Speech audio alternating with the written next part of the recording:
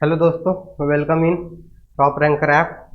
आज के इस लेक्चर में स्टार्ट करेंगे आपके हर पीजीटी, झारखंड पीजीटी स्पेशली इस पे टारगेट कर रहे हैं। ऐसे ये जो सिलेबस है वो एनबीएस में भी सेम है और यूपी पीजीटी में और केबीएस पीजीटी में पीरियोडिसिटी जो है, पीरियोडिक टेबल जो है वो सेम है। तो मान के चल सकते हैं कि हर पीजीटी के लिए इम्पोर्टेंट है, पर ये झारखंड के लिए टारगेट कर रहे हैं मेनली। देखिए, ये आपका पीरियोडिसिटी जो है एक इतना इम्पोर्टेंट रोल होता है कि आपका हर इनऑर्गेनिक टॉपिक के लिए एक फंडामेंटल बन जाता है। अगर आप पीरियोडिसिटी बहुत अच्छे से करते हो, अगर इसके हर कंसेप्ट में क्लैरिटी लाते हो, तो ये फिक्स होता है कि आपका जो इनऑर्गेनिक सेक्शन है ना, वो आपका बहुत अच्छा होता है। ठीक है, दो चीज़ होते हैं। एक तो आप इनऑर्गेनिक बनाते हो और आप एक लूज कॉन्फिडेंस से बनाते हो, तो ना ह्यूमन एरर होता है।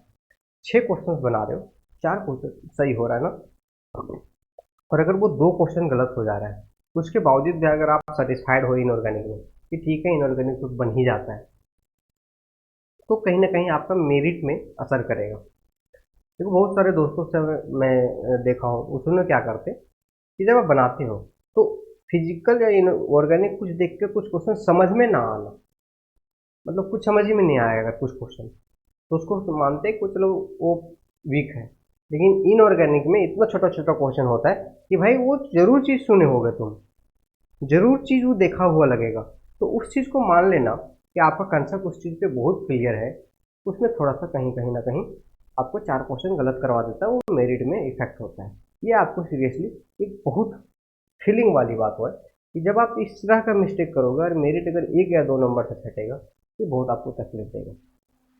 अगर बहुत सारे आप लोगों में ये चीज़ों को, ये फेज को झेल चुके होंगे, बहुत सारे एग्जाम देते समय कि ह्यूमन एरर वाला क्वेश्चन जहाँ पे कॉन्फिडेंस ना होने के कारण, थोड़ा सा धुंधला आद होने के कारण जो आप लगाते हो उसमें गलती होता है, तो कितना नुकसान होता है। और उसका सीधा सीधी मतलब होता है कि कहीं ना कहीं आपका जो कंसेप्ट में है क्लैरिटी नहीं है, कहीं ना कहीं आपको कंसेप्ट में कुछ ना कुछ लूज है, कुछ ना कुछ छूट रहा है, ताकि आपको जो एक लो कॉन्फिडेंस दे रहा है क्वेश्चन बनाते समय, वो आपका हो रहा है। इस चीज़ को दूर कर, इस चीज़ को टारगेट करते हुए, क्योंकि कहीं ना कहीं हम भी बहुत सारे एग्जाम में दिए हैं, हर एग्जाम को पास करके के इंटरव्यू तक पहुंचे हैं। ठीक है, कहीं बहुत जगह सिलेक्शन भी हो गया है। ठीक है, लेकिन जब उस फेज में थे जहाँ पे मेरा एग्जाम्स तो बहुत अच्छे हो रहे थे, लेकिन कितना में छट रहे थे, 1 नंबर, 1.5 नंबर। तो उस चीज़ को हम समझते हैं और उस चीज़ को ही ध्यान में रखते हुए आगे का प्रिपरेशन किए, फिर जाके सिलेक्शन पाए। तो उस चीज़ को आप ना गलती करो, उस चीज़ को हम मानते हो, उस चीज़ को बेसिक फंडामेंटल रखते हुए हम कोशिश करेंगे इस ऐप में कि आपको एक बारीकी चीज़ें को डिस्कस करेंगे, जिससे कि आपका एक सिलेक्शन में हेल्प हो जाए। ठीक है, और सबसे पहले एक, देखिए, नोट्स के अकॉर्डिंग पढ़ाने का मतलब ये है ताकि आपको ये जो ऐप में नोट्स है सारा, उस नोट्स को आप गहराई से समझ सको। अगर आप गहराई से समझोगे नोट्स को ना, तो आप एक प्रॉपर केमिस्ट्री टीचर बन के बैठ तैयार हो जाओगे। ठीक है, हो सकता है कि आप अच्छे केमिस्ट्री टीचर हो, पर एक, देखिए, अब यहाँ पे क्या है, पीरियोडिसिटी। पीरियोडिसिटी क्या है? पीरियड प्लस एक रेगुलरिटी। एक पीरियड के बाद, एक टाइम के बाद, एक होता है टाइम पीरियड, एक टाइम इंटरवल के बाद फिर से वापस आना। लेकिन यहाँ टाइम इंटरवल नहीं है, एक पर्टिकुलर मास नंबर या तो एटॉमिक नंबर के बाद फिर से प्रॉपर्टी सिमिलर हो जाना, क्या कहलाएगा, पीरियोडिसिटी। एक certain number of atomic number आगे बढ़ेंगे, जैसे में हाइड्रोजन, हीलियम के बाद फिर लिथियम आ गए, लिथियम से कुछ certain number of atomic number आगे बढ़ेंगे, फिर कुछ खास एटॉमिक नंबर में सेम प्रॉपर्टी सोडियम आ जाएगा। तो अगर हम इस अकॉर्डेंस हम पीरियड वापस आने की बात कर रहे हैं एटॉमिक नंबर की, एटॉमिक नंबर, कुछ atomic number, certain atomic number आगे जाने के बाद फिर से वापस आ जाएंगे। इसलिए जो पीरियोडिक टेबल, जो मॉडर्न पीरियोडिक टेबल है, उसको बोलते हैं पीरियोडिक फंक्शन किसका है, टाइम का नहीं है ना। टाइम के अकॉर्डेंस तो हम वापस आने वाली बात नहीं कर रहे हैं, हम क्या चीज के अकॉर्डेंस बात कर रहे हैं, हम एटॉमिक नंबर आगे बढ़े, फिर एटॉमिक नंबर के अकॉर्डेंस पीछे फिर आ गए। तो एक छोटा सा क्वेश्चन होता है यहाँ पे कि जो मेरा मॉडर्न पीरियोडिक टेबल है, उसका जो पीरियोडिक फंक्शन है, फिजिकल प्रॉपर्टी और केमिकल प्रॉपर्टी जो है सिमिलर हो जाने का, जो पीरियोडिक फंक्शन है किसका है। जब हम लोग बात करते हैं ना, हम लोग बात करते हैं जो फंक्शन है, फंक्शन है एक्स का, तो x square plus x plus two, ये मतलब जो भी कुछ समथिंग लिखते हैं, तो फंक्शन किसका है, एक्स का, मतलब एक्स पे डिपेंड कर रहा है पूरा इक्वेशन। उसी तरीका से हमारा जो पीरियोडिसिटी है, periodic chemical property, physical property periodic table का किस चीज़ का फंक्शन है, तो एटॉमिक नंबर का फंक्शन है।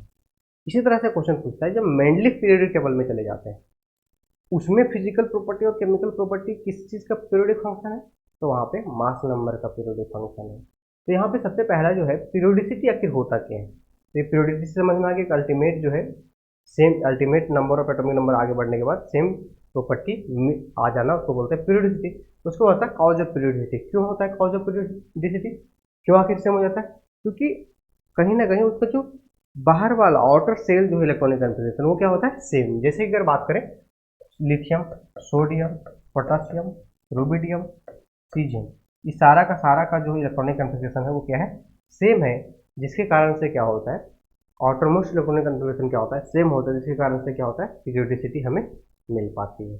उसके बाद क्या है, screening effect, shielding effect, Z effect. इस चीज को एक करके समझेंगे, आखिर ये स्क्रीनिंग इफेक्ट क्या है, इफेक्टिव न्यूक्लियर चार्ज क्या है। स्क्रीनिंग इफेक्ट को सील्डिंग इफेक्ट भी बोलते हैं। ये होता क्या है एक्चुअली, यहाँ पे समझिए, थोड़ा सा ध्यान से समझना होगा। देखिए ये आपका जो है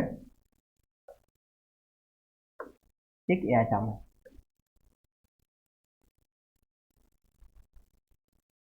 ठीक है। अब यहाँ पे इलेक्ट्रॉन है, इसके अंदर भी इलेक्ट्रॉन है, इसके अंदर भी इलेक्ट्रॉन है, और इसके भी अंदर इलेक्ट्रॉन है। देखो बीच में न्यूक्लियस है, तो ये जो बाहर वाला इलेक्ट्रॉन है वो न्यूक्लियस से अट्रैक्ट होगा, सब इलेक्ट्रॉन अट्रैक्ट होगा, ऐसा नहीं केवल बाहर वाला होगा। लेकिन क्या करेगा, तब तक जो इसके अंदर वाला इलेक्ट्रॉन है वो इसको रिपेल करेगा, ये इसको रिपेल करेगा।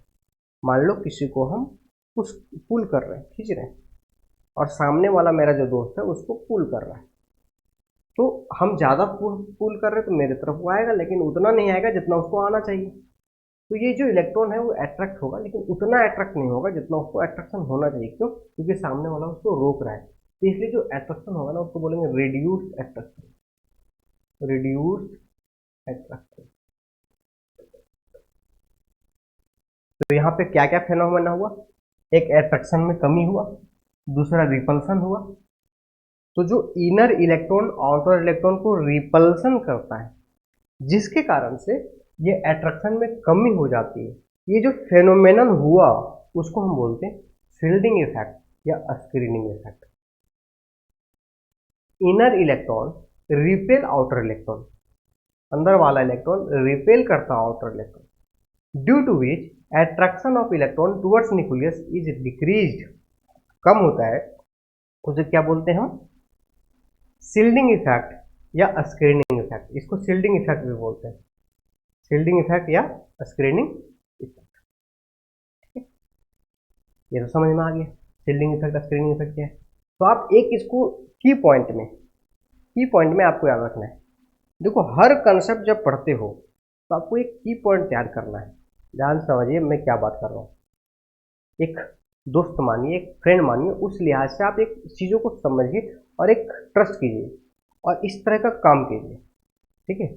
एक हर कंसेप्ट पढ़ने के बाद एक आप थिन लाइन, जिसको बोलते हैं आप थिन लाइन बोल सकते हैं, एक की पॉइंट बनाइए और उसको उस पॉइंट को बार बार बोलिए। देखो बार बार इतना थ्योरी को आप रिपीट करोगे तो आपका क्वेश्चन बनाते समय धुंधलापन आएगा, कंफ्यूजन आएगा। डायरेक्ट लिखो ना, electron repulsion, Z effect, shielding effect. Shielding effect मतलब रिपल्सन भाई, शील्डिंग इफेक्ट मतलब रिपल्सन। शील्डिंग इफेक्ट ज़्यादा मतलब रिपल्सन ज़्यादा, बाहर कर रहा है ज़्यादा। शील्डिंग इफेक्ट कम मतलब रिपल्सन कम। Shielding effect repulsion, shielding effect repulsion, shielding effect कम रिपल्सन कम, शील्डिंग इफेक्ट ज़्यादा रिपल्सन ज़्यादा, सीधी सी बात। अब आता है इफेक्टिव न्यूक्लियर चार्ज, ठीक है, इफेक्टिव न्यूक्लियर चार्ज। अब क्या है, न्यूक्लियर में चार्ज जितना है, मान लो यहाँ पे 11 प्रोटॉन है, 11 प्रोटॉन, लेकिन 11 का 11 प्रोटॉन इस इलेक्ट्रॉन को अटैक करने में अपना सारा पावर नहीं लगाएगा, कुछ प्रोटॉन का ही पावर लगेगा यहाँ पे, ठीक है। जैसे एक स्कूल में जितना टीचर है, सारे टीचर तुम्हारे लिए नहीं रहेंगे, उसमें से कुछ टीचर तुम्हारे लिए होंगे। तो आपके लिए इफेक्टिव टीचर, मान लो आप एक स्कूल +2 स्कूल में पढ़ रहे हो, वहाँ पे हिस्ट्री पॉलिटिक्स सब टीचर है, लेकिन आप +2 में हो, 11th में हो और साइंस बैकग्राउंड से हो, तो आपके लिए इफेक्टिव टीचर कौन होंगे स्कूल के लिए? फिजिक्स वाले, मैथ में होगा तो मैथ वाले, केमिस्ट्री वाले, इंग्लिश हिंदी जो भी होगा वो वाले, मतलब 5 सब्जेक्ट वाले आपके इफेक्टिव टीचर्स होंगे, बाकी बात ऐसे होंगे। तो उसी तरह से ये जो टोटल में से इस इलेक्ट्रॉन को अट्रैक्ट करने में कितना प्रोटॉन यूज हो रहा है, उस नंबर ऑफ प्रोटॉन को बोलते हैं इफेक्टिव न्यूक्लियर चार्ज। मान लो इस इलेक्ट्रॉन को अट्रैक्ट करने में 2 प्रोटॉन यूज हो रहा है, तो इस इलेक्ट्रॉन का कहलाएगा इफेक्टिव न्यूक्लियर चार्ज 2 है, भले इस प्रोटॉन में 11 प्रोटॉन है। इस अगर मान लो इस इलेक्ट्रॉन को अट्रैक्ट करने में 5 प्रोटॉन लग रहा है, इसका मतलब ये है कि इस इलेक्ट्रॉन का इफेक्टिव न्यूक्लियर चार्ज 5 है। अगर इस इलेक्ट्रॉन को अट्रैक्ट करने में 9 प्रोटॉन लग रहे हैं, इसका मतलब है इस इलेक्ट्रॉन का इफेक्टिव न्यूक्लियर चार्ज 9 है। तो जिस इलेक्ट्रॉन के लिए जितना नंबर ऑफ न्यूक्लियस का प्रोटॉन अट्रैक्ट करने में यूज हो रहा है, उसको बोलेंगे हम इफेक्टिव न्यूक्लियर चार्ज। ठीक है, इफेक्टिव न्यूक्लियर चार्ज सब इलेक्ट्रॉन का अलग अलग होगा। जैसे सभी स्टूडेंट का नंबर ऑफ जो टीचर्स होंगे वो अलग अलग होगा। इसको दूसरे एग्जाम्पल से भी समझ सकते हैं। अगर एक पुलिस स्टेशन में 100 नंबर ऑफ पुलिस हैं, लेकिन मेरे सुरक्षा के लिए अगर 10 नंबर ऑफ पुलिस मेरे लिए हैं, 10 पुलिस मेरे घर के सामने मेरा बॉडीगार्ड में लगा गए हैं, तो मेरे लिए जो इफेक्टिव नंबर ऑफ पुलिस होंगे वो 10 होंगे। लेकिन अगर सामने वाला के लिए एक पुलिस का गार्ड सुरक्षा लगाया गया है, तो उसके लिए इफेक्टिव नंबर ऑफ पुलिस 1 होंगे। तो उसी तरह से न्यूक्लियस का जो टोटल पॉजिटिव है उसमें से कितना प्रोटॉन यूज हो रहा है उस इलेक्ट्रॉन को अटैक करने में, वो कहलाएगा इफेक्टिव न्यूक्लियर चार्ज। तो इफेक्टिव न्यूक्लियर चार्ज ज़्यादा तो अट्रैक्शन ज़्यादा। तो इफेक्टिव न्यूक्लियर चार्ज का की पॉइंट क्या होगा? अट्रैक्शन। माइंड में जेड इफेक्टिव कहीं पढ़ो तो माइंड में क्लिक करना चाहिए अट्रैक्शन। जेड इफेक्टिव ज़्यादा है मतलब न्यूक्लियस से इलेक्ट्रॉन का अट्रैक्शन ज़्यादा है। जेड इफेक्टिव, क्योंकि जेड इफेक्टिव न्यूक्लियर चार्ज से बहुत सारा चीज़ पढ़ेंगे, रेडियस पढ़ेंगे, आयनाइजेशन एनर्जी पढ़ेंगे, इलेक्ट्रॉन एफिनिटी पढ़ेंगे, इलेक्ट्रॉन गेन एंथैल्पी पढ़ेंगे, एसिडिक प्रॉपर्टी पढ़ेंगे, बहुत सारे फैक्टर जो है ये पढ़ेंगे, रिएक्टिविटी पढ़ेंगे। ये बहुत सारे फैक्टर्स जो एक दूसरे से रिलेट करेगा। जब तक आप एक की पॉइंट नहीं बनाओगे तब तक आपका इनऑर्गेनिक कोई भी सब्जेक्ट हो, आपको थोड़ा कहीं ना कहीं आपको हर पूरा थ्योरी को आप नहीं प्रोसेस कर पाओगे, क्योंकि एग्जाम में 3 आवर 2 आवर यही एग्जाम में टाइम होता है ना, कहीं 2 आवर होता है, कहीं 3 आवर होता है, अलग अलग पीजीटी एग्जाम में अलग अलग होता है। तो उस 2 आवर में भाई हर कंसेप्ट को कैसे प्रोसेस कर सकते हो जब तक एक की पॉइंट नहीं बनाओगे? तो की पॉइंट आपको बनाना होगा। अगर नहीं बनाएंगे आप टैलेंट हो, लेकिन अगर की पॉइंट नहीं बनाओगे तो आप थ्योरिटिकल आप एग्जाम अच्छा नंबर ला लोगे, लेकिन कहीं ना कहीं कंपटीशन में आप मात खाओगे। अरे हो सकता हो रहा होगा आपने, और नहीं हो रहा होगा तो बस दैट्स गुड। चलिए, अब यहाँ पे होता है क्या कि हम समझ गए कि जेड इफेक्टिव ज़्यादा तो अट्रैक्शन ज़्यादा, शील्डिंग इफेक्ट स्क्रीनिंग इफेक्ट ज़्यादा तो रिपल्सन ज़्यादा। ठीक है, ये रिपल्सन को दिखा रहा है, अट्रैक्शन को दिखा रहा है। तो इसके लिए जेड इफेक्टिव निकालने के लिए एक फार्मूला होता है। जेड इफेक्टिव जो है, जेड इफेक्टिव जो है, तो जो न्यूक्लियर में चार्ज होगा उसमें से एस को माइनस कर देंगे, और ये एस क्या है? जितना रिपल्सन किया जा रहा था, मतलब screening constant, screening constant, screening constant, screening constant. अब यहाँ पे देखिए ध्यान से एक चीज और, यहाँ 2-3 चीजें थोड़ा सा समझना है। शील्डिंग इफेक्ट, तो 3 चीजें आए, shielding effect, repulsion, screening effect, repulsion, Z effective, attraction. ठीक है, स्क्रीनिंग कांस्टेंट क्या है? शील्डिंग इफेक्ट का वैल्यू को रिप्रेजेंट करने के लिए, ज्यादा है या कम हो उसको स्क्रीनिंग कांस्टेंट आया। कैसे निकालते हैं आगे बताएंगे। उससे पहले देखो रिपल्सन, तो देखो ध्यान से, एक एस है, एक पी ऑर्बिटल है, एक डी ऑर्बिटल है, उसी तरह से एफ ऑर्बिटल बड़ा सा होता है और बड़ा सा होता है ऐसे, 2 इलेक्ट्रॉन इसमें भी, 2 इलेक्ट्रॉन इसमें भी, 2 इलेक्ट्रॉन इसमें भी, 2 इलेक्ट्रॉन इसमें। तो भाई इतना ही साइज में 2 इलेक्ट्रॉन है, डेंसिटी ज्यादा है। इतना ही साइज में 2 इलेक्ट्रॉन है, डेंसिटी ज्यादा है।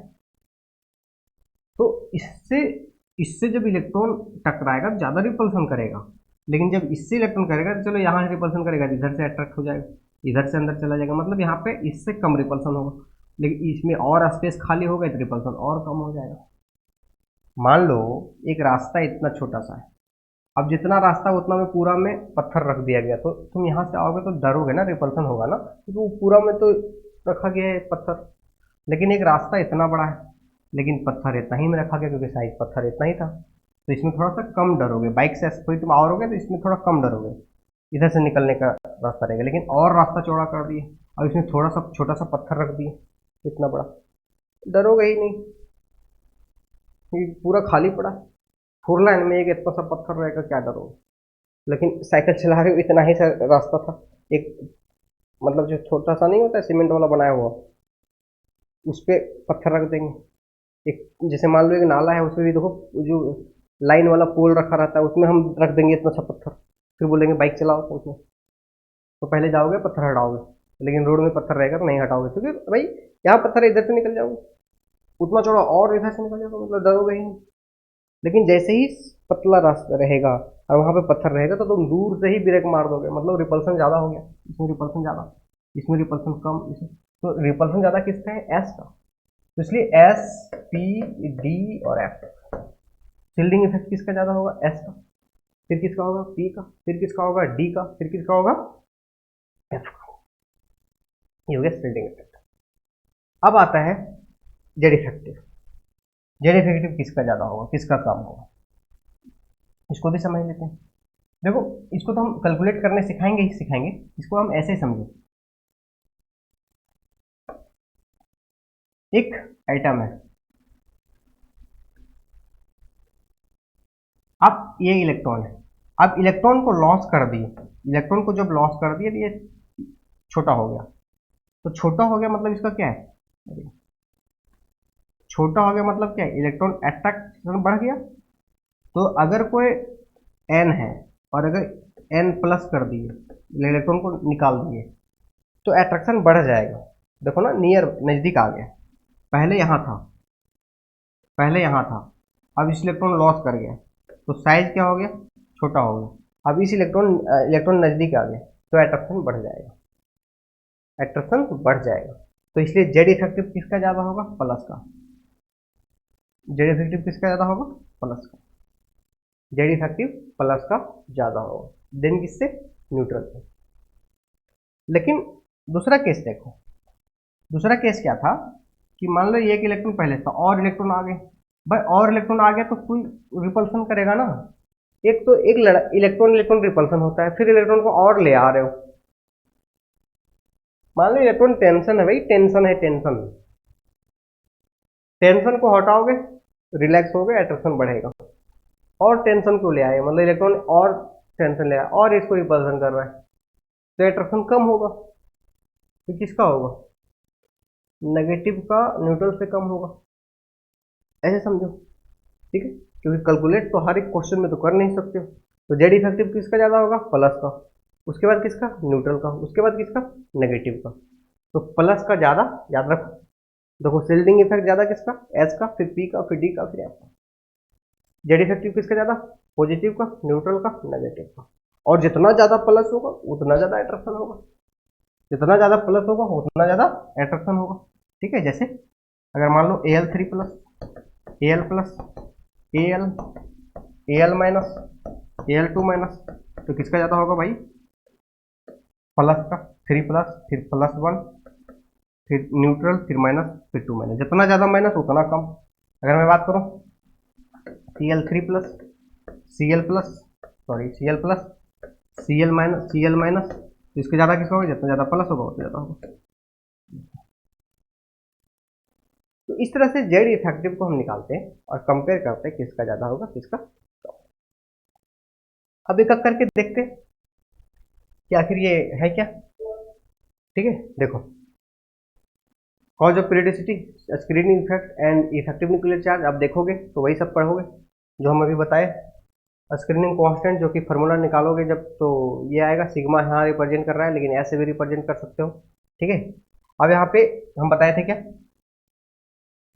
हम ये बताए थे थोड़ा सा यहाँ पे कर लेते हैं।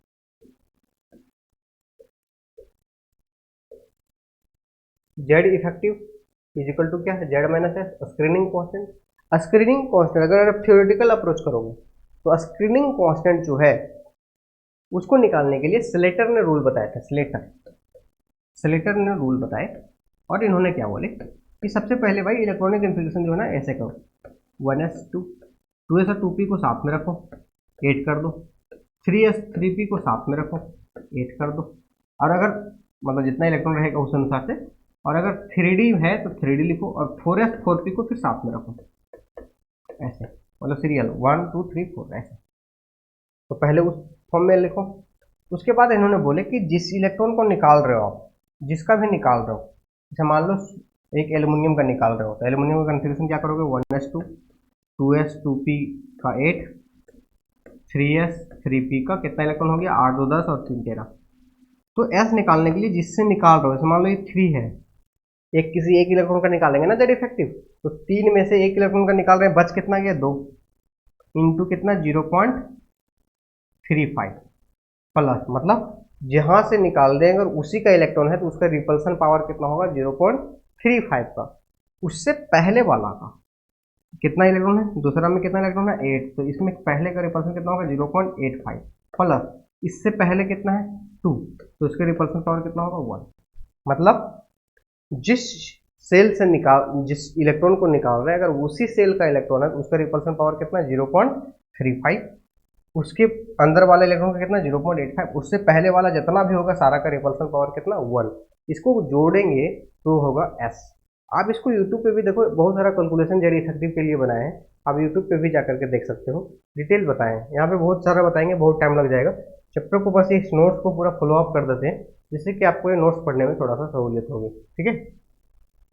अब यहाँ पे क्या है, तो एस निकाल लेंगे। अब एस निकाल लेंगे तो एटॉमिक नंबर एल्यूमिनियम का कितना होता है 13 माइनस एस निकाल देंगे, जेड इफेक्टिव निकल जाएंगे। अब हमको बोल रहे हैं कि जेड इफेक्टिव कैलकुलेट करना एग्जाम में नहीं आता, लेकिन स्लेटर रूल का कुछ क्वेश्चन पूछ लेता है। स्लेटर रूल का क्वेश्चन क्या है, अकॉर्डिंग टू स्लेटर रूल कि जो nth सेल है जैसे जिसमें लास्ट में निकाल रहे हैं उसका रिपल्सन पावर कितना होता है, रिपल्सन कंट्रीब्यूशन कितना होता है, तो 0.35 के बराबर।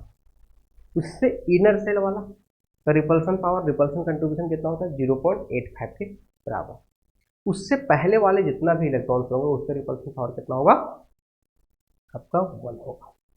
लेकिन अगर मान लो स्लेटर रूल को थोड़ा सा मॉडिफाई करते हैं, लेकिन अगर मान लो हम जिंक ले लेते हैं तो जिंक ले लेते हैं, ओके, जिंक ले लेते हैं, इसका कन्फिग्रेशन करेंगे क्या होगा 1s का होल ट्वाइस 2s 2p का 8 3s 3p का 8, ध्यान से समझना 3d का 10 और 4s का 2। अब इसका निकाल रहे हैं ना, तो देखो ध्यान से, अगर हम d का निकालेंगे, ये हम पहले वाला रूल क्या बताएं, वो हम बताएं केवल sp, जब इलेक्ट्रॉन sp का हो तब, लेकिन जब स्लेटर के ही अनुसार जब इलेक्ट्रॉन d का हो तो उस केस में क्या करते हैं कि अगर d का निकाल रहे हैं तो d का ही केवल देखेंगे, 10 में से एक जिसका निकाल रहे हैं उसको माइनस कर देंगे तो 9 बचेगा, उसका रिपल्सन पावर कितना 0.35 प्लस उससे पहले जितना भी बचेगा उसका सारा का रिपल्सन पावर 1, मतलब 0.85 वाला खत्म, 0.85 वाला खत्म। मतलब क्या है कि अगर d का इलेक्ट्रॉन का निकाल रहे हैं तो 0.85 वाला रिपल्सन जो रूल होता है वो खत्म हो जाता है। स्लेटर के अकॉर्डिंग जो आपके एग्जाम में पूछे जा सकते हैं क्वेश्चन, कैलकुलेट करके वैल्यू भाई नहीं पूछा जाता है। अब कहीं पूछ देगा तो नहीं बोलना कि आप तो नहीं बोले थे, लेकिन मैक्सिमम नहीं पूछा जाता है। आप देख लो प्रीवियस ईयर हर एग्जाम का अलग अलग एग्जाम का, ठीक है, तो पूछा जाएगा कि जो एलिमेंट है स्लेटर्स के अनुसार अगर इलेक्ट्रॉन NS-NP ग्रुपिंग में है तो उसको बताओ nth सेल का इलेक्ट्रॉन का कंट्रीब्यूशन कितना होता है 0.35, n-1 सेल का कितना होता है 0.85, इनर मतलब एक्स्ट्रा इनर मतलब सबसे पहले वाला जो सेल का होता है, सबसे लास्ट वाला मतलब पहले वाला, उसका कितना होता है तो 1। अगर इलेक्ट्रॉन डी या एफ में हो तो उस केस में क्या होता है, आपका कंट्रीब्यूशन कितना होता है, nth सेल का 0.35, बाकी बस सबका कितना 1। तो ये है आपका स्लेटर रूल। स्लेटर रूल से हम स्क्रीनिंग कांस्टेंट को निकालते हैं। स्क्रीनिंग कांस्टेंट निकालने के बाद आप जेड इफेक्टिव निकाल लेते हो। तब यहाँ पे पढ़ोगे, ठीक है, स्क्रीनिंग फेयर के बीच N S N N P outer most electron is 0.35, उसके पहले वाला 0.85, उसके पहले वाला 1। लेकिन जब डी में हो, ये चीज़ यहाँ पे मेंशन नहीं है, लेकिन हम वीडियो में भी बताए हैं कि अगर डी में इलेक्ट्रॉन हो तो आपका 0.85 वाला ओमिट हो जाता है। इसका अगर एलोंग वेरिएशन, एलोंग ग्रुप और एलोंग पीरियड के वेरिएशन करें, देखो जेड इफेक्टिव मतलब अट्रैक्शन बोले थे ना, जेड इफेक्टिव मतलब अट्रैक्शन, तो एलोंग पीरियड में साइज क्या होता है, कम होता है ना। अब साइज कम हो रहा है, अब ऐसे समझो, एलोंग प्रोटॉन बढ़ रहा है, अब न्यूक्लियस में प्रोटॉन बढ़ेगा, लेफ्ट से राइट प्रोटॉन का नंबर बढ़ेगा। अब प्रोटॉन का नंबर बढ़ेगा तो सीधी सी बात अट्रैक्शन बढ़ेगा ना, क्योंकि साइज बहुत ज़्यादा डिफर तो कर नहीं रहा है, क्योंकि दो सेल तो दो सेल।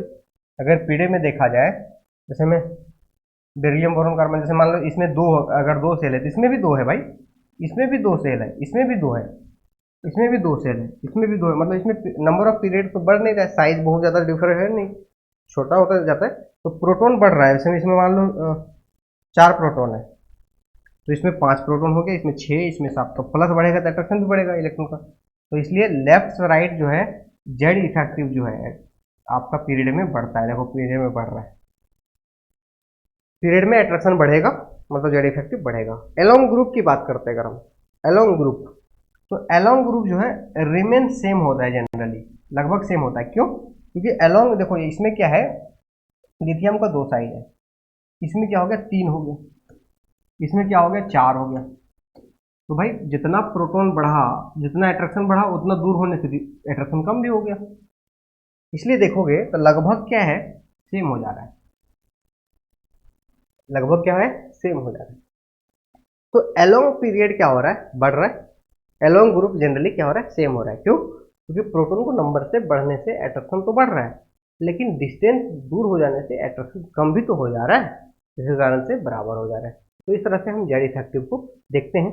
जेड इफेक्टिव को हम समझ चुके थे, किसका ज़्यादा होता है, तो किसका ज़्यादा होता है, पॉजिटिव का ज़्यादा होता है, न्यूट्रल का, न्यूट्रल से ज़्यादा होता है नेगेटिव का। प्लस में देखो Be3+ है, अगर आइसो इलेक्ट्रॉनिक है, 2 इलेक्ट्रॉन स्पीसीज है, तो सबसे ज़्यादा किसका होगा, 3+ का, फिर 2+ का, फिर +1 का, फिर नेगेटिव का।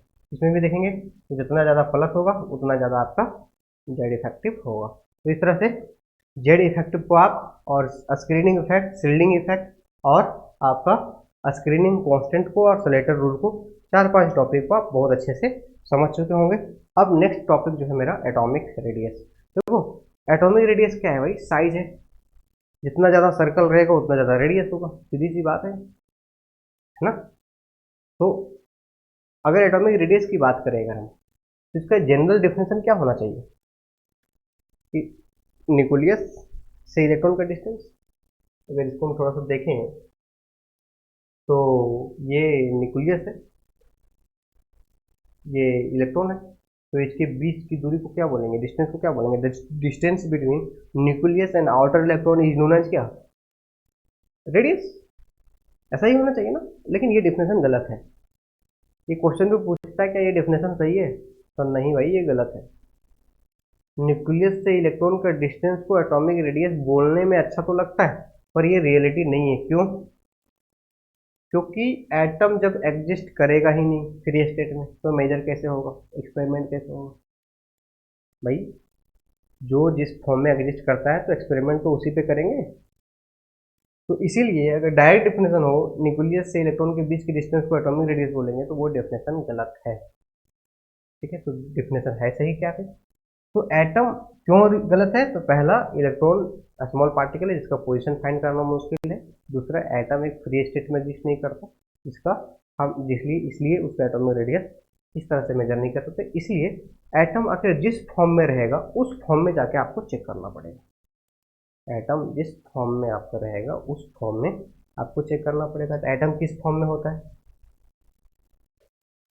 तो एटम किस फॉर्म में होता है, तो एटम या तो कोवैलेंट बॉन्ड के साथ रहेगा, या तो मेटालिक बॉन्ड के साथ रहेगा,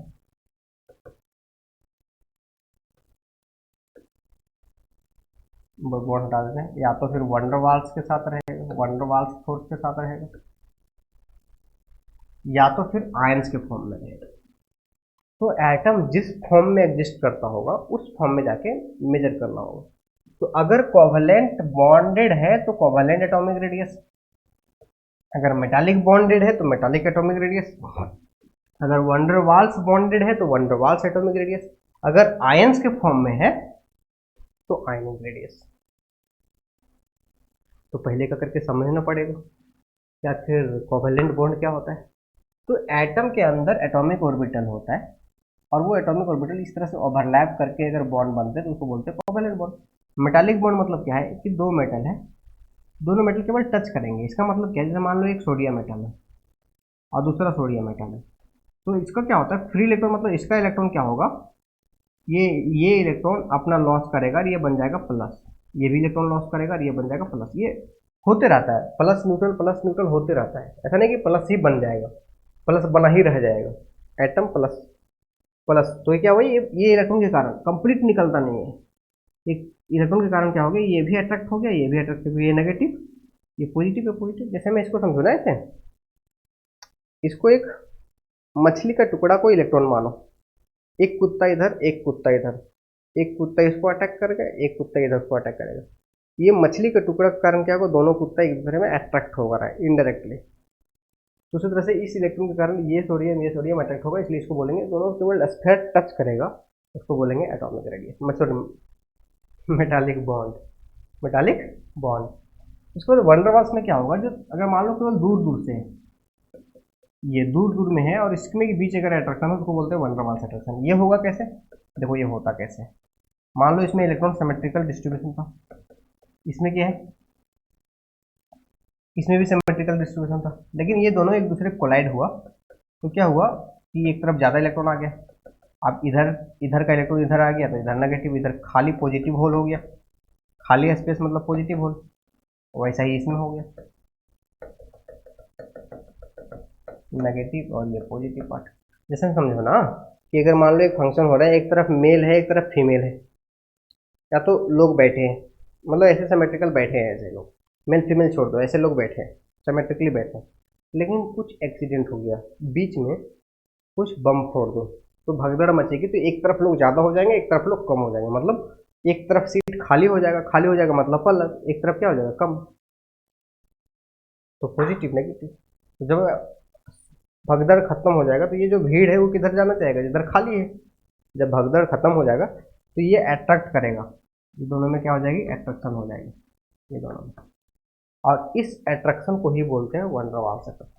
तो वंडर वाल्स अट्रैक्शन बहुत स्ट्रॉन्ग अट्रैक्शन नहीं है, क्योंकि ये परमानेंट नहीं रहने वाला, ये डायपोल जो भी क्रिएट होगा वो परमानेंट नहीं डायपोल क्रिएट होगा, इसके बारे में बहुत डिटेल बात करेंगे, लेकिन यहाँ पे भी इतना ही बात करते हैं, वंडर वाल्स इसको बोलते हैं। तो देखो रेडियस, तो ये जो bond length, covalent bond length का जो रेडियस, कोवेलेंट बॉन्ड लेंथ का जो हाफ कर देंगे तो हो जाएगा ये इतना तक covalent atomic radius. Metallic bond का हाफ कर देंगे तो उसको क्या बोलेंगे, मेटालिक एटॉमिक रेडियस। यहाँ से यहाँ तक का हाफ कर देंगे तो मतलब यहाँ तक क्या कहलाएगा, वंडर वाल्स एटॉमिक रेडियस।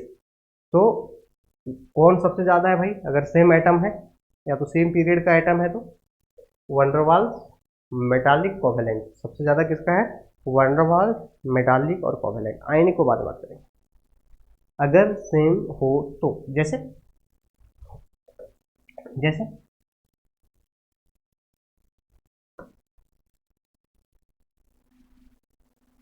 अगर मान लो सोडियम का ही कोवेलेंट हम बात कर रहे हैं, सोडियम का ही वंडर वाल्स बात कर रहे हैं, सोडियम का ही मेटालिक बात कर रहे हैं, सोडियम का ही कोवेलेंट बात कर रहे हैं, सबसे ज़्यादा किसका होगा, वंडर वाल्स का, फिर मेटालिक का, फिर कोवेलेंट का। लेकिन अगर मान लो एक पीरियड वाला ही एलिमेंट की बात करें, अगर नियोन है, सोडियम है और यहाँ पे ऑक्सीजन है, तो देखो नोबेल गैस क्या जनरली करेगा, नोबेल गैस नॉन पोलर होता है, तो नोबेल गैस जनरली ना ही कोवेलेंट ना ही मेटालिक बॉन्ड है इसमें, तो ये वंडर वाल्स के जैसे ट्रीट करेगा, तो नियोन का सबसे ज़्यादा होगा। ऑक्सीजन क्या है, नॉन मेटल, तो नॉन मेटल क्या है, कोवेलेंट में रहेगा, तो कोवेलेंट में रहेगा तो ऑक्सीजन सबसे कम। उसके बाद सोडियम मेटल है, तो मेटल रहेगा तो यहाँ पे हो जाएगा, थोड़ा सेम पीरियड का होना चाहिए ना, सेम पीरियड मतलब लिथियम ले लो, लिथियम सेम पीरियड का एलिमेंट होना चाहिए कंपेयर करने के लिए। जब इस तरह को वन डेर वाल, मेटालिक और कोवेलेंट में कंपेयर कर रहे हो तो या तो एलिमेंट सेम होना चाहिए या तो एलिमेंट सेम पीरियड का होना चाहिए। ठीक है, ऐसा नहीं ना किसी एक चीज़ का बहुत बड़ा ले रही है, किसी का एक बहुत छोटा में कंपेयर कर रहे हो। एक जैसा होना चाहिए ना कंपेयर करने के लिए। ठीक है, तो इस तरीक़ा से हम कंपेयर कर लेते हैं कि किसका एटॉमिक रेडियस ज़्यादा है। ठीक, तो अब जैसे में देखो एटॉमिक रेडियस किस किस फैक्टर पे डिपेंड करेगा। ठीक है,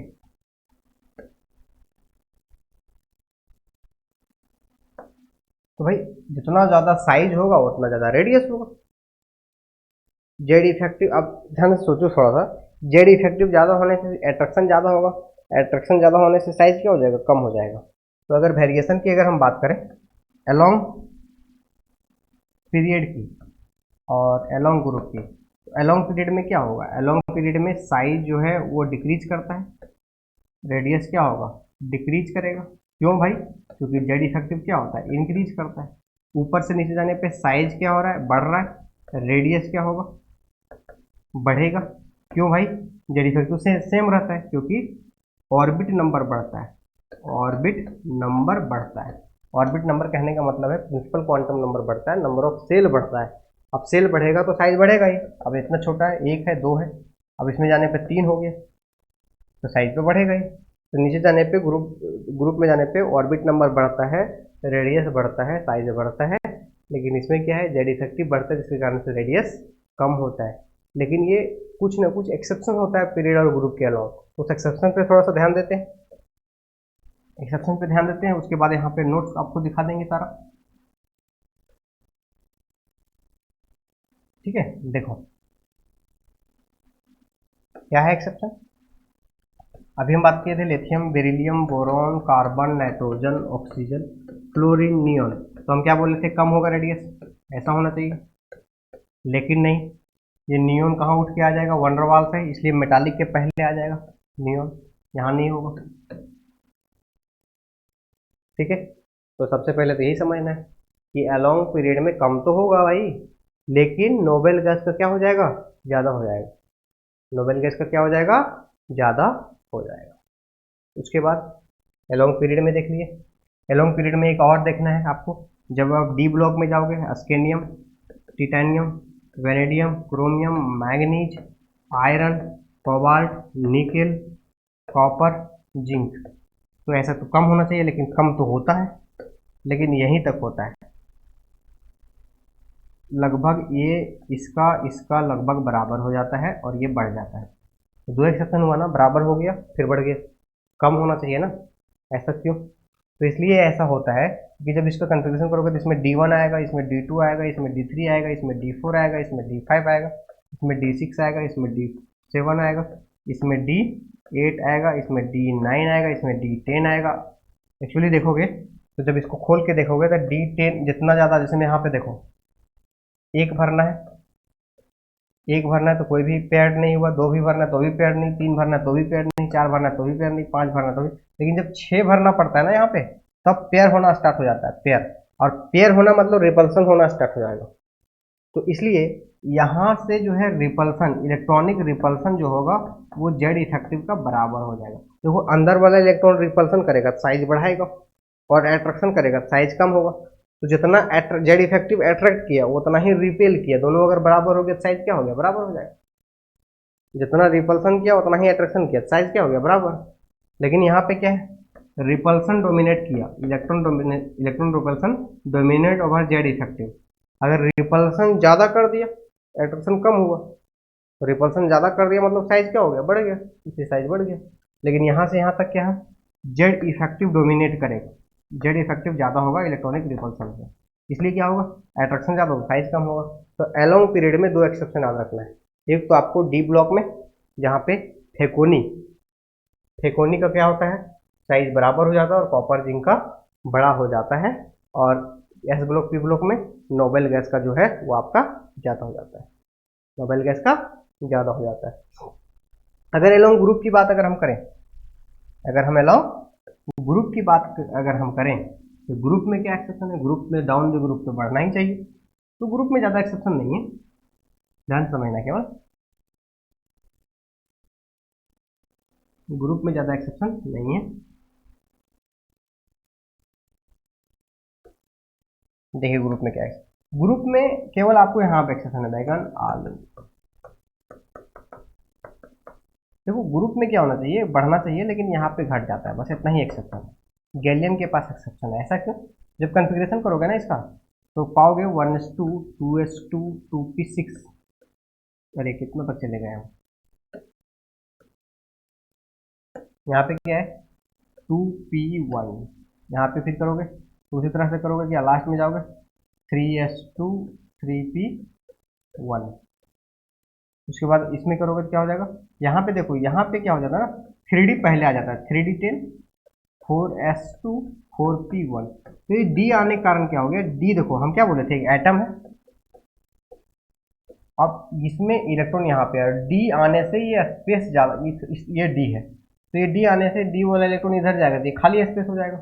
मान लो एक फंक्शन यहाँ पे कुछ प्रोग्राम हो रहा है, तुम यहाँ खड़े हो, लेकिन यहाँ पे अगर मान लो एक बहुत पावरफुल इंसान आ गया, मान लो एक एसपी आ गया, तो ये पूरा स्पेस को खाली कर देगा, जिसके कारण से इसको तुम देख पाओगे अच्छे से फंक्शन को।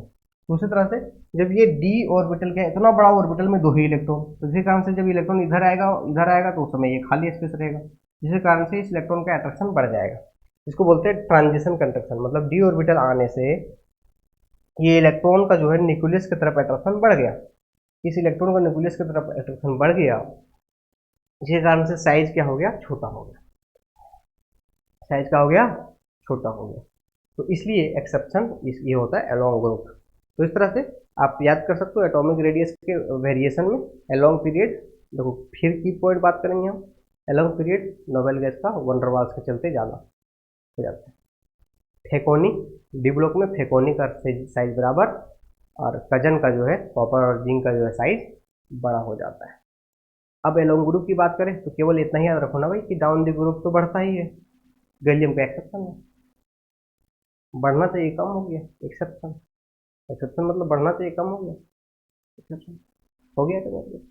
अब आते हैं थोड़ा आयनिक रेडियस के बारे में। आयन मतलब जब आयनिक होगा, तो जब कोई आयन्स है तो आयनिक रेडियस, तो इसके इलेक्ट्रॉन क्लाउड के बीच इलेक्ट्रॉन क्लाउड यूज होता है आयनिक रेडियस में।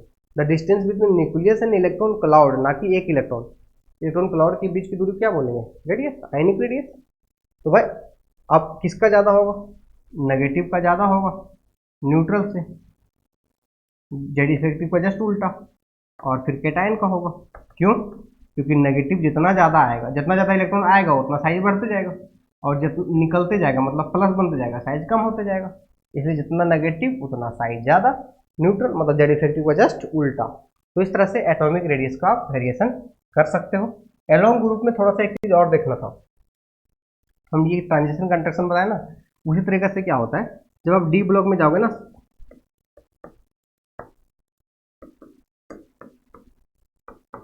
तो आप कोरिलेट करोगे तो इसमें 4f आता है कॉन्फ़िगरेशन में, और इसमें 5f आता है।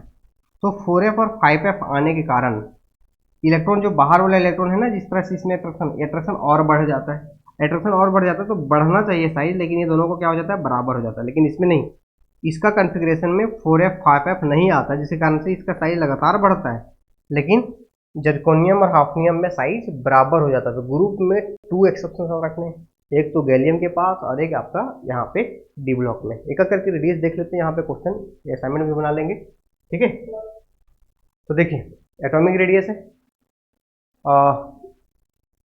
ये आप isolation of single atom difficult होता है, इसलिए ये रेडियस जो है देखो, it is very difficult to measure, ये है इसलिए ये डिस्टेंस गलत होता है, इसलिए आपको इस टर्म में देखते हैं कोवेलेंट आयनिक मेटालिक वनडरवाल्स में देखते हैं। कोवेलेंट रेडियस कब होता है, जब कोवेलेंट के फॉर्म में होता है, तो कोवेलेंट बॉन्ड लेंथ का 2 कर देंगे तो एटॉमिक रेडियस होगा। जैसे हम क्लोरीन में जो है कोवेलेंट बॉन्ड लेंथ इतना है तो उसको हाफ कर देंगे तो एटॉमिक रेडियस निकल जाएगा। उसी तरह आयन है तो आयनिक रेडियस जो भी होगा ज़्यादा किसका होगा, हम बोले थे भी एनायन का, फिर न्यूट्रल का, फिर केटायन का। देखो न्यूट्रल का होगा, यहाँ पे 2 प्लस होगा, 2 प्लस होगा, ये 3 प्लस होगा, मिसप्रिंट हो गया है, यहाँ पे 2 प्लस होगा, neutral 2 plus 3 plus, Z effective को जस्ट उल्टा। की पॉइंट क्या हुआ, जेड इफेक्टिव को उल्टा, आयन के केस में जेड इफेक्टिव को उल्टा, आयन के केस में जेड इफेक्टिव को उल्टा, बस 2 प्लस में 4 प्लस है, जितना कम प्लस है उतना रेडियस ज़्यादा होगा।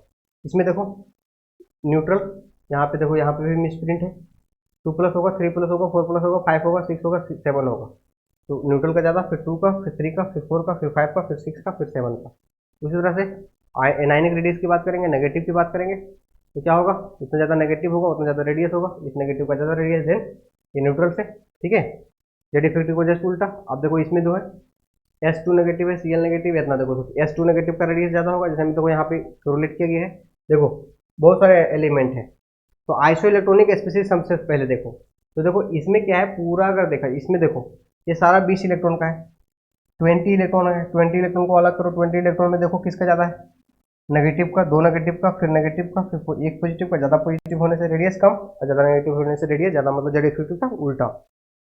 स्टोरी के जैसा, कथा के जैसा पढ़ो। फिर देखो 3 नेगेटिव, 2 नेगेटिव, 1 नेगेटिव, तो नेगेटिव वाला ज़्यादा, और नेगेटिव में सबसे ज़्यादा नेगेटिव उतना ज़्यादा, फिर पॉजिटिव पॉजिटिव। मेटालिक रेडियस है, वही मेटालिक वंडरवाल्स है, तो वही वंडरवाल्स वाली बात बोले थे हम। तो वंडरवाल्स रेडियस ज़्यादा होगा देन मेटालिक देन कोवेलेंट, जब कब, जब सेम एटम हो या तो फिर सेम पीरियड का आइटम हो। फैक्टर्स अफेक्टिंग इन पीरियड में क्या होगा, यहाँ पे देखो यहाँ पे भी नियोन नहीं लिखा हुआ है, नियोन ज़्यादा होगा इससे, ठीक है। इन ग्रुप में कोई एक्सेप्शन नहीं, कहाँ पे एक्सेप्शन है, इन पीरियड में एक्सेप्शन कहाँ है, एक्सेप्शन यहाँ पे नहीं दिया हुआ है। देखो यहाँ पे जो हम बात कर रहे थे ना डी ब्लॉक में लॉन्ग पीरियड वाला एक्सेप्शन, ये यहाँ से यहाँ तक क्या हुआ, जेड इफेक्टिव बढ़ गया, कम ज़्यादा है मतलब अट्रैक्शन ज़्यादा है, अट्रैक्शन ज़्यादा है मतलब साइज कम करते गया। यहाँ पे दोनों बराबर हो गए इसलिए साइज बराबर हो गया। यहाँ पे थोड़ा मिसप्रिंट है, ऐसे ऐसे होगा थोड़ा, ठीक है, और यहाँ पे बराबर होगा, और यहाँ पे साइज क्या हो गया, बढ़ जाएगा, ऐसे ऐसे बढ़ जाएगा। इसका मतलब क्या है, स्क्रीनिंग इफेक्ट ज़्यादा है, मतलब स्क्रीनिंग इफेक्ट मतलब क्या बताए थे भाई, रिपल्सन, इसलिए ज़्यादा है, ठीक है। देखो ये चीज़ यहाँ पे लिखा गया है, कोई मिसप्रिंट नहीं है, इस चीज़ को यहाँ पे दिखाया गया है। देखो यहाँ तक कम हुआ, फिर फेकोनी, फेकोनी फेकोनी का साइज लगभग क्या हो गया, बराबर। ये सारे क्वेश्चन पूछे जाने वाले हैं, ये डी ब्लॉक समझो पढ़ रहे हो, ठीक है, इसलिए पीरियोडिक टेबल आप पढ़ते हो, इसका मतलब ये है कि डी ब्लॉक पी ब्लॉक हम क्या बोले, इनऑर्गेनिक का फंडामेंटल है, ठीक है। लेंथेनाइट कंट्रक्शन वही चीज़ हम बोले थे, जब एफ ऑर्बिटल आने के कारण, एफ ऑर्बिटल आने के कारण बाहर वाले इलेक्ट्रॉन का न्यूक्लियस की तरफ अट्रैक्शन बढ़ जाएगा, और उस अट्रैक्शन बढ़ने के कारण उसका साइज में कमी हो जाना, कंट्रैक्ट हो जाना, लेंथेनाइड आने के कारण साइज में कमी होना क्या कहलाएगा, लेंथेनाइड कंट्रक्शन, ठीक है। तो इस तरह से देखेंगे लेंथेनाइड कंट्रक्शन। तो यहाँ पे देखो यही चीज़ बात कर रहे थे हम कि अगर देखो सर याद लॉ में लगातार साइज क्या हो रहा है, बढ़ रहा है, लेकिन यहाँ पे ऑलमोस्ट साइज क्या होगा, जिरकोनियम हाफनियम में सेम होगा, और ऐसा ही नहीं फिर यहाँ पे भी होगा, वरुण नाटालो एनबीटीए का भी एक्सेप्शन क्या होगा, लगभग यहाँ देखो यहाँ पे लिखा गया है 3D 4D 5D accept 3D, मतलब जो इसको छोड़ करके ये वाला छोड़ करके इसमें 4 5 6 मतलब जो भी होगा ये दोनों का क्या होगा, सेम होगा, ठीक है। 4D और 5D सीरीज मतलब ये वाला और ये वाला लगभग साइज क्या होता है, सेम हो जाता है, क्यों, क्योंकि लेंथेनाइट कंट्रक्शन के कारण, 4F 5F आने के कारण, ठीक है। और अगर मान लो S और P ब्लॉक को मिला करके क्वेश्चन पूछा जाए रेडियस में, तो कैसे बताएंगे, कैसे बताएंगे, देखो बेरिलियम और लिथियम में साइज किसका छोटा है, लिथियम, तो ये वाला ऑर्डर याद रख लो, ये ऑर्डर ये ऐसे होगा, बस इसको याद करने का तरीका क्या है, बस ये याद रख लो कि सोडियम के बाद पोटेशियम नहीं जाते हैं, बेरियम के बाद पोटेशियम जाते हैं, अपने आप याद हो जाएगा। बस एक ही की पॉइंट है कि बेरियम के बाद पोटेशियम आते हैं, बस। कैसे देखो ना, ये दोनों में कंपेयर करना होगा तो बेरिलियम, क्योंकि इधर से इधर साइज कम होता है, बेरिलियम फिर लिथियम, लिथियम के बाद अगर ये दोनों में कंपेयर करना तो इधर जाओ, ये इसका छोटा होता है इसलिए इधर जाओगे, ठीक है। ये अगर फिर इससे नीचे आना है, नीचे वाला आना है, तो ये दोनों में किसका कंपेयर करोगे, इसका कंपेयर करोगे, मतलब जैसे ये दोनों में इसका छोटा होता है इसका ज़्यादा होता है, ये पता है तुमको, इसमें से इसका छोटा होता है, यहाँ से यहाँ जाओगे, फिर यहाँ जाओगे, फिर यहाँ नहीं, फिर यहाँ जाओगे, फिर इतना ही याद रखना है ना कि बेरियम के बाद पोटेशियम आता है, तो बेरियम के बाद पोटेशियम आओ, फिर इस तरह से बढ़ते जाओ। तो इस तरह से कंपेयर कर पाओगे साइज के बारे में, और इस तरह से साइज के बारे में ये हो गया खत्म। तो आज के लेक्चर्स में आप समझ पाए हो कि आखिर electron affinity sorry effective nuclear charge क्या होता है, शील्डिंग इफेक्ट क्या होता है, स्क्रीनिंग कांस्टेंट क्या होता है, स्क्रीनिंग इफेक्ट क्या होता है, साइज वेरिएशन कैसे करता है लॉन्ग पीरियड, जेड इफेक्टिव का वेरिएशन कैसे होता है, और उसी से रिलेटेड कुछ क्वेश्चंस यहाँ पे बनाना है आपको, ठीक है। आप बता रहे हैं कि for the given set of species point और the species from each set having least atomic radius है। आपको हर एक सेट से आपको बताना है कि कौन सा लिस्ट एटॉमिक रेडियस है। ठीक है, तो देखो यहाँ पे O2 माइनस, देखो सबसे पहला जो है इसमें सब from the given set of species point out the species from each set having least atomic radius. तो देखो इसमें सबसे छोटा एटॉमिक रेडियस किसका होगा भाई, प्लस वाला का। प्लस का एटॉमिक रेडियस कम होता है। अब निकेल कॉपर जिंक में आप पता था ना कि निकेल कॉपर जिंक में लेफ्ट से राइट जाने पे घटता तो, लेकिन यहाँ पे कजन का साइज बढ़ जाता है। कजन का साइज क्या हो जाता है, बढ़ जाता है। तो सबसे छोटा क्या होगा, निकेल होगा। लिथियम बेरिलियम मैग्नीशियम, जिसमें देखो अभी हम ये भी बताए थे। देखो यहाँ पे जो लिथियम बेरिलियम बात कर रहे थे, देखो यहाँ पे कंपेयर करो, लिथियम बेरिलियम फिर मैग्नीशियम नीचे है, तो बेरिलियम फिर लिथियम फिर मैग्नीशियम। सबसे छोटा किसका है, बेरिलियम का। सबसे छोटा किसका है, बेरिलियम। लिथियम बेरिलियम, तो लेफ्ट से राइट क्या होता है, कम होता है, तो बेरिलियम का सबसे छोटा। फिर देखो यहाँ पे प्लस वाला का क्या होगा, सबसे छोटा होगा। सेम स्पीसीज का है, दो इलेक्ट्रॉन दो इलेक्ट्रॉन दो इलेक्ट्रॉन दो, जब सेम इलेक्ट्रॉन का हो तो प्लस वाला का सबसे रेडियस छोटा। उसी तरह से यहाँ पे बात करेंगे अगर हम O2 माइनस, यहाँ पे कुछ क्वेश्चन यहाँ पे देखो O2 माइनस Cu Li और H माइनस, तो नेगेटिव, नेगेटिव का तो होगा नहीं। ठीक है, तो सबसे छोटा किसका होगा, लिथियम का होगा, क्योंकि सेकेंड पीरियड का है। ये तो कॉपर थर्ड पीरियड का हो गया, इसलिए क्या हो जाएगा, फोर्थ पीरियड का है ये। ठीक है, इसलिए क्या हो जाएगा, लिथियम सबसे छोटा। Na प्लस Li प्लस, तो किसका होगा, Li प्लस का होगा, क्योंकि Li प्लस सबसे ऊपर में। ठीक है, अगर इसमें बात करें तो किसका होगा, सबसे छोटा कौन होगा, हीलियम होगा। क्यों, क्योंकि हीलियम जो है छोटा, यहाँ पे ग्रुप में वेरी कर रहा है ना, ऑर्बिट नंबर देखो ना, इसका 3 है, इसका क्या है, 2 है। उसी तरह से बात करेंगे तो ये 3 पीरियड, ये थर्ड पीरियड का है, इसका कन्फिग्रेशन करोगे 3 तक चला जाएगा, ये 2 तक चला जाएगा, और हीलियम भी 2 तक। तो कौन सा होगा, यहाँ पे 2 तक जाएगा, ये भी 2 तक हो जाएगा। ठीक है, तो इसमें आपको थोड़ा सा ध्यान से देखना होगा बेरिलियम और हीलियम में।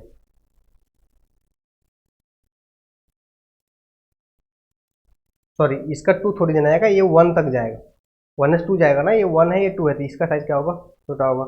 इस अनुसार से आप ये सारे क्वेश्चंस को सॉल्व करोगे। Which has the lowest anion to cation size ratio, anion to cation size ratio सबसे छोटा कौन होगा। तो जब एनायन टू कैटायन की बात कर रहा है, क्या बात कर रहा है, एनायन टू कैटायन, तो एनायन सबसे छोटा और कैटायन सबसे बड़ा। एनायन देखो सबसे छोटा कौन है, एफ है, आई है और एफ है। देखो सबसे छोटा कौन है, एफ वाला लेंगे हम, है ना। और कैटायन को सबसे बड़ा लेना है, क्योंकि छोटा वैल्यू लेना है ना, रेशियो छोटा होना चाहिए। तो लिथियम सोडियम सीजियम और सीजियम, तो लिथियम सोडियम और सीजियम में बड़ा कौन है, सीजियम। तो बताओ सीजियम फ्लोराइड कौन है, तो ये हो गया आंसर। तो क्लैरिटी से बनाना है, ठीक है।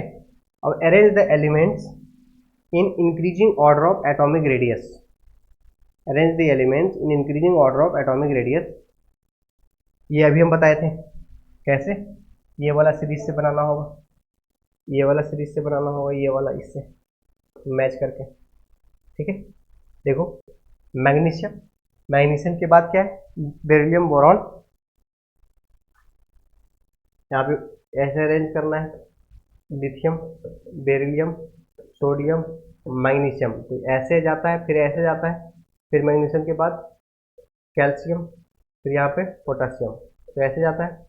तो यहाँ पे ऐसे याद करना है, ऐसे ऐसे जाता है। तो देखो सबसे छोटा कौन है, सबसे छोटा कौन है, यहाँ पे कौन कौन एलिमेंट है, मैग्नीशियम है, मैग्नीशियम सबसे छोटा, उसके बाद सोडियम, उसके बाद क्या, पोटासियम, उसके बाद रुबिडियम। अरेंज ही ऐसे करके बना लेंगे, ठीक है। Which of the following pair element have almost similar atomic radius. तो देखो फेकोनी, कोनी का एटॉमिक रेडियस क्या होगा, लगभग सेम। हाँ एक चीज और ध्यान से, ग्रुप वाला है ये, तिवारी जरा हाफो करो मोहब्बत वहीं तक, मतलब सब होगा, ऑल ऑफ दीज होगा, ऑल ऑफ दीज। देखो फेकोनी, कोनी का भी सेम, लेकिन हम बोले थे ना कि 4D और 5D सीरीज वाला का भी क्या होगा, सेम होगा रेडियस, केवल किसको, एस्केरियम। सर याद रहो वाई और LA छोड़ करके, तो वाई LA तो है नहीं, तो जरा हाफ हो वरुण ना टलो, मतलब जिरकोनियम हाफनियम, तो हम ट्रिक वाली बात कर रहे हैं। मोलिब्डेनम टंगस्टन, ये इसका रेडियस का होगा सेम, तो all of these. If the ionic radii of K plus F are nearly the same then the atomic radii of K and F respectively. यहाँ पे मिसप्रिंट है, F माइनस होगा, then the atomic radii of K and F respectively. ठीक है,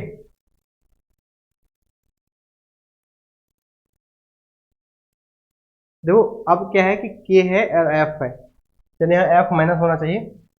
अगर यहाँ पे देखो एनायन का दिया हुआ है और इसका दिया हुआ है न्यूट्रल का, देखो K जो है न्यूट्रल और F, तो F क्या है सेकेंड पीरियड का, ये क्या है थर्ड पीरियड का, इसका क्या होगा ज़्यादा, इसका क्या होगा कम, तो इसका ज़्यादा इसका कम वाला सेलेक्ट कर लो। ठीक है, ज़्यादा इसका कम और सेलेक्ट कर लो, इधर हो गया इधर हो गया। देखो ये अगर मान लो न्यूट्रल ही दिया हुआ है तो F का कितना है 1.3, F तो 1.35 तो रहेगा ही 1.34, लेकिन जो K प्लस से K न्यूट्रल हो गया तो न्यूट्रल का साइज क्या होता है बड़ा, तो 1.34 से ज़्यादा कौन होगा, ये वाला होगा, ये होगा आंसर। तो उसी तरीके से यहाँ पे वो क्वेश्चन पूछा है कि वंडरवाल से using screening effect is not observed in, screening effect कब ऑब्जर्व नहीं होगा, जब इनर इलेक्ट्रॉन नहीं होगा। तो किसमें इनर इलेक्ट्रॉन नहीं है भाई, हीलियम प्लस में एक इलेक्ट्रॉन, लिथियम 2 प्लस में एक इलेक्ट्रॉन, हाइड्रोजन में एक इलेक्ट्रॉन, तो जब एक ही इलेक्ट्रॉन है अंदर कोई इलेक्ट्रॉन रिप्रेजेंट करने वाला है ही नहीं, मतलब स्क्रीनिंग इफेक्ट किसी में नहीं ऑब्जर्व होगा। ठीक है, एटॉमिक एंड आयनिक रेडिया फिर से अरेंज कर लो यार। ठीक है, तो इस तरह से डी इलेक्ट्रॉन का स्क्रीनिंग इफेक्ट किसका ज़्यादा होगा किसका कम होगा। इस तरह से आज के लेक्चर्स में इतना ही रहने देते हैं। नेक्स्ट क्लास में हम सीखेंगे 2-3 चीज़ें सीखेंगे, ionisation energy, electron gain enthalpy, electron affinity, ये तीनों जो है नेक्स्ट लेक्चर में सीखेंगे। तब तक के लिए आप इसको पूरा एक तरह से पढ़िए और इससे रिलेटेड जितना क्वेश्चन होगा कोशिश कीजिए बनाइए, कम से कम समय में आगे जल्दी से जल्दी खत्म करेंगे। ठीक है, ओके, थैंक यू।